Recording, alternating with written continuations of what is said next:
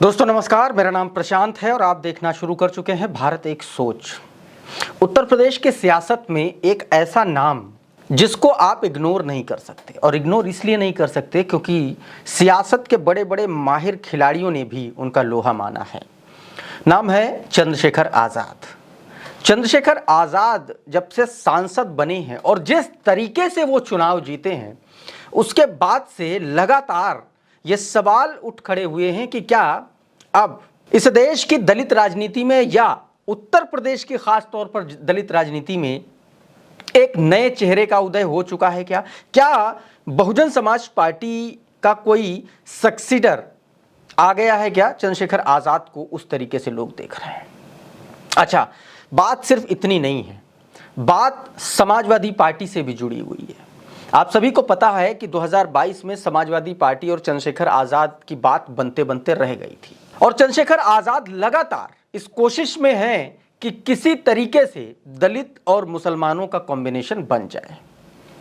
मैं ये सारा जो गुणागणित है आपको इसलिए समझाने की कोशिश कर रहा हूं क्योंकि पिछले 10 दिन से पश्चिमी उत्तर प्रदेश के एक बड़े छत्रप, एक बड़े मुस्लिम नेता को लेकर के उनके साथ चंद्रशेखर आज़ाद का नाम जोड़ा जा रहा है और लगातार मेल मिलाप चल रहा है, मुलाकातें चल रही हैं।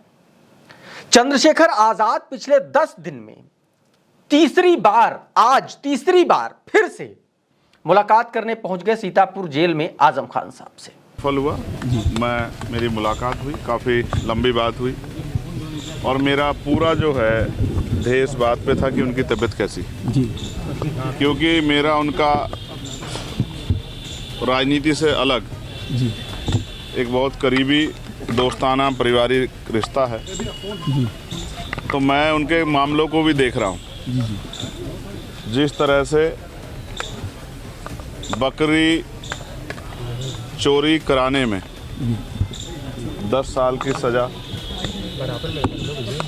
ऐसे एक होता चोरी करना एक कराना जी, ऐसे छोटे छोटे मामलों में बड़ी बड़ी सज़ा, और जिस जज ने उनको निर्दोष करार दिया वो जज शाम के समय तक ट्रांसफ़र होकर दूसरे ज़िले में चले जाते हैं। जिस तरह से लोकतंत्र की हत्या हो रही है, संवैधानिक संस्थाओं को कुचला जा रहा है, ये किसी से छिपा हुआ नहीं है। मैं उनसे मिला हूँ, वो फांसी घर में है, जहाँ पहले फांसी दी जाती थी ना आज़ादी से पहले, उसी फांसी घर में हूँ। मैं उनसे मिला और मेरा ये विश्वास है कि ये परेशानी के बादल जल्द छट जाएंगे। इससे पहले आप देखिए 11 तारीख को वो हरदोई जेल में जाते हैं अब्दुल्ला आजम से मुलाकात करने, फिर उनके घर 17 तारीख को जाते हैं, वहां मुलाकात होती है उनकी। लगातार चंद्रशेखर आज़ाद आजम खान के परिवार से अपनी करीबियत बढ़ा रहे हैं, मेल मिलाप कर रहे हैं।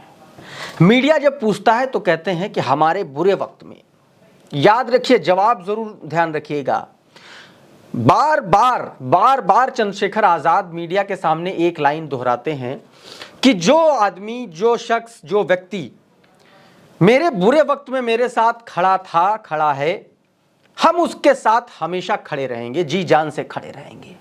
याद कीजिए कि चंद्रशेखर आज़ाद पर गोली चली थी मुजफ्फरनगर में, और उसके बाद आजम खान साहब मिलने पहुंच गए थे चंद्रशेखर आज़ाद से। वो तस्वीरें खूब वायरल हुई थी। चंद्रशेखर आज़ाद की आजम खान से ये फिर से मुलाकात उन्होंने की। इससे पहले भी वो मुलाकात करने पहुंचे थे सीतापुर जेल में, और ये बात वो बार बार दोहरा रहे हैं कि मैं उनके बुरे वक्त में उनके साथ खड़ा हूं। दूसरी तरफ देखिए, अखिलेश यादव को लेकर के तमाम सारे लोगों में एक नैरेटिव फैलाया जा रहा है कि समाजवादी पार्टी और अखिलेश यादव ने आजम खान साहब के बुरे वक्त में उनका साथ नहीं दिया, और दूसरी तरफ चंद्रशेखर आज़ाद लगातार ये बात कह रहे हैं कि मैं बुरे वक्त में हमेशा उनके साथ खड़ा हूं क्योंकि वो हमारे साथ खड़े थे।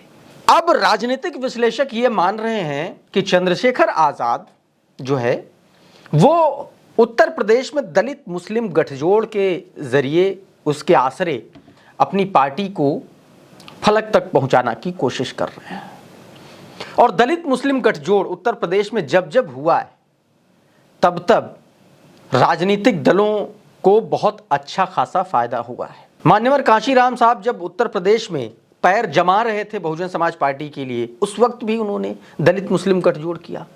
और बहुजन समाज पार्टी की सत्ता आई, सरकार आई 2007 में।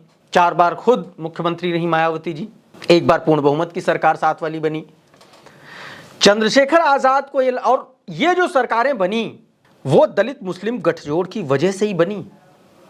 7 वाली जो सरकार थी उसमें दलित मुस्लिम ब्राह्मण तीनों मिले, तब पूर्ण बहुमत की सरकार बनी।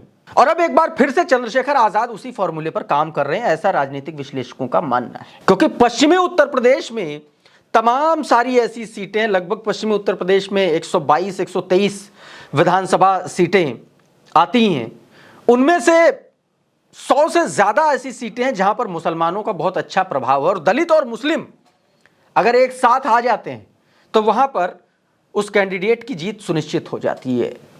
और राजनीतिक विश्लेषकों का यही मानना है कि आजम खान साहब से चंद्रशेखर आजाद की मुलाकात के मायने इसी दलित मुस्लिम गठजोड़ के तहत देखे जा रहे हैं। क्योंकि अगर आजम खान की समाजवादी पार्टी से बढ़ी दूरियां और बढ़ी और चंद्रशेखर आजाद अपने इस प्लान में कामयाब हो जाते हैं तो आने वाले वक्त में एक बड़ा पॉलिटिकल डिस्कोर्स उत्तर प्रदेश की सियासत में, खास तौर पर दलित राजनीति में देखने को मिलेगा एक बार फिर से। तो चंद्रशेखर आजाद पिछले 10 दिन में 3 बार आजम खान के परिवार से मुलाकात कर चुके हैं और आज फिर आजम खान से सीतापुर जेल में वो मिलने पहुंच गए। इसके बाद अब उत्तर प्रदेश की सियासत में चर्चा फिर शुरू हो गई है कि क्या कुछ बड़ा होने जा रहा है क्या उत्तर प्रदेश की सियासत में। तो दोस्तों ये एक बड़ी खबर थी, मुझे लगा आप लोगों से इस खबर की चर्चा करनी चाहिए। अभी के इस वीडियो में फिलहाल इतना ही। हमारा ये वीडियो आपको कैसा लगा हमें कमेंट बॉक्स में ज़रूर बताइए। ये वीडियो अगर आपको पसंद आया, अच्छा लगा तो इसको लाइक कर दीजिए, इसको शेयर कर दीजिए। चैनल पर नए आए हैं तो चैनल को सब्सक्राइब कर लीजिए, बेल आइकन दबा दीजिए ताकि इस तरीके के तमाम वीडियोज़ आपको सबसे पहले मिलते रहें। साथियों बहुत बहुत शुक्रिया, बहुत बहुत धन्यवाद। आप जुड़े रहिए भारत एक सोच के साथ। नमस्कार।